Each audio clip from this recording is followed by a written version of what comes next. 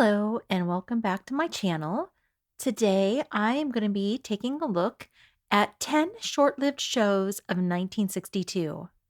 And my only stipulation was that these shows premiered in 1962. All right, so on to my list. Room for One More was based on the 1952 film of the same name, which starred Cary Grant and his then wife Betsy Drake. The series follows George and Anne Rose, a couple with two biological children who decide to adopt two more, expanding their family. The premise was a notable departure from the traditional family structure often seen in TV comedies of the time. 26 episodes of Room for One More aired on ABC on Saturday nights at 8 p.m. Eastern. The Gallant Men was set in Italy during World War II and followed the experiences of a fictional frontline infantry company led by Captain Jim Benedict, portrayed by William Reynolds, who would later star in ABC's long-running series The FBI. The series was narrated by Conley Wright, a newspaper correspondent played by Robert McQueenie, who joined the soldiers on their missions. Despite its unique storyline, the series struggled against tough competition and its frequently unfavorable comparisons to ABC's Combat.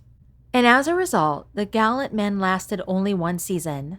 26 episodes aired on ABC on Friday nights at 7:30 p.m. Eastern for the first 2 months, before being moved to Saturday nights at 7:30 for the remainder of the series.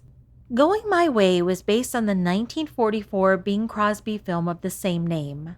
The TV series featured Gene Kelly as Father Chuck O'Malley, a Roman Catholic priest assigned to St. Dominic's Parish in a working-class neighborhood of New York City.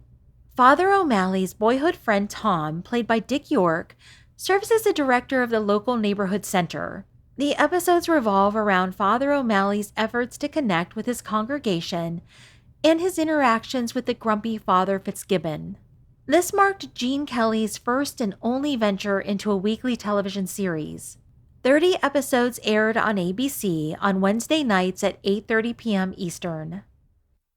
I'm Dickens, He's Fenster starred John Astin and Marty Ingalls as Los Angeles carpenters Harry Dickens and Arch Fenster, who worked for the Bannister Construction Company. Each episode centered on the duo's comedic mishaps and sticky situations on the job site. Fenster was a carefree bachelor with a bachelor pad and an extensive little black book. That contrasted with Dickens, the responsible, settled married man with a wife named Kate. Despite positive reviews, the show struggled in the ratings, competing against the popular Route 66. 32 episodes aired on ABC on Friday nights at 9 p.m. Eastern. Our Man Higgins follows Alice and Duncan McRoberts, who eagerly anticipate an unexpected inheritance from Scotland, only to discover that their unexpected windfall comes with a butler named Higgins.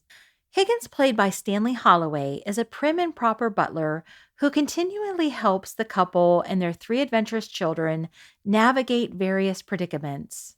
The series was created by Paul Harrison, who also developed the 1951 NBC radio comedy It's Higgins, Sir, which this series is based on. 34 episodes aired on ABC on Wednesday nights at 9:30 p.m. Eastern.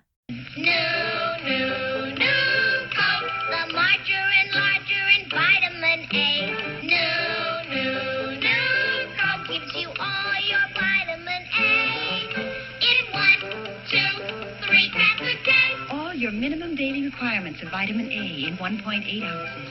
Essential for healthy growth. Essential for sound teeth. And just wait till your family tastes Nuco's new flavor secret. The marvelous way Nuco melts for fresh, delicate flavor. Delicious aroma. Nuco gives you all your vitamin A in 1, 2, 3 packs a day. Nuco. Mr. Smith Goes to Washington was a TV adaptation of the 1939 film of the same name, which famously starred Jimmy Stewart. Fess Parker, who is probably best remembered for playing Davy Crockett in the 1950s Walt Disney miniseries, and then later going on to play Daniel Boone in the NBC TV series, here he plays the lead role of U.S. Senator Eugene Smith.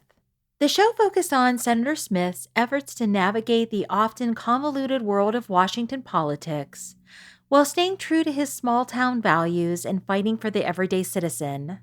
The show's cast included country music legend Red Foley as Smith's Uncle Cooter and Sandra Warner, who appeared as the cover model for Martin Denny's 1957 album Exotica, as Smith's wife Pat. 25 episodes aired on ABC on Saturday nights at 8:30 p.m. Stony Burke starred Jack Lord, who would later go on to star on Hawaii Five-O.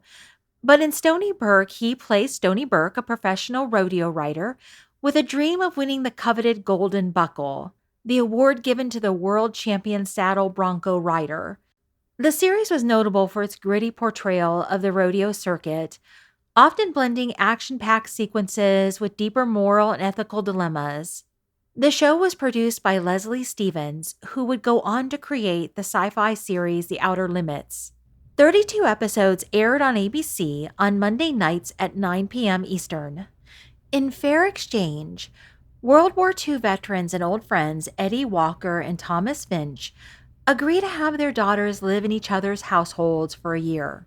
The Walker family from New York City sends their teenage daughter Patty, played by Lynn Loring, to live with the Finch family in London.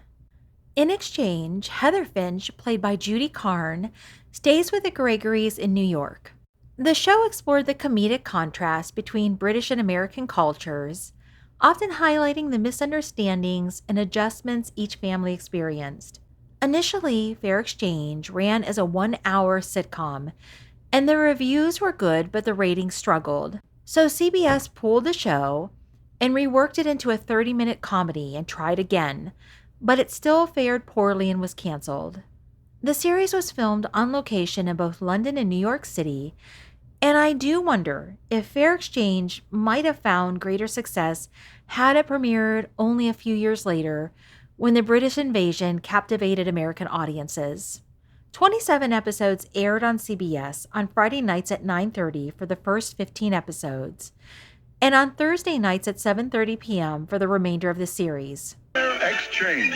Brought to you by Super Shell Gasoline with 9 ingredients for top performance. Pillsbury, the famous cake and frosting people. Chesterfield King. Tastes great because the tobaccos are. Don't Call Me Charlie follows Dr. Judson McKay, a recent graduate from a veterinarian school in Iowa, who is suddenly drafted into the United States Army and finds himself stationed as a private at an Army veterinarian post in Paris. Charlie's simple Midwestern ways often clash with the sophisticated and sometimes eccentric lifestyle of Paris, leading to misunderstandings and humorous situations. Colonel U. Charles Barker oversees Judson's unit at the Army Veterinarian Station, where there's very little action, leaving the unit with plenty of free time. Colonel Barker maintains a friendly rapport with his troops under his command, but he is especially sensitive about his name and frequently reminds others, "Don't call me Charlie." 26 episodes aired on NBC on Friday nights at 9:30 p.m. Eastern.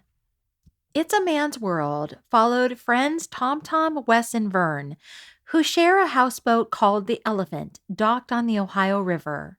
Tom Tom and Wes are college students, while Vern is a free-spirited, aspiring musician. Joining them is Wes's younger brother, Howie, whose presence occasionally complicates the older boy's antics. Despite the challenges, the group forms a close-knit, makeshift family. 19 episodes aired on NBC on Monday nights at 7:30 p.m. Eastern. So that's it for today, but I'm sure I will uncover more, so make sure to check back. Do you have any memories of these shows? If so, let me know in the comments below. If you've enjoyed this video, please give it a like, and if you enjoy this sort of content, please subscribe. And thank you so much for watching. Yes, Downy makes everyone happy. This towel feels so soft. My blue jeans don't stretch. My slip doesn't cling. Downy does it all. New Downy fabric softener.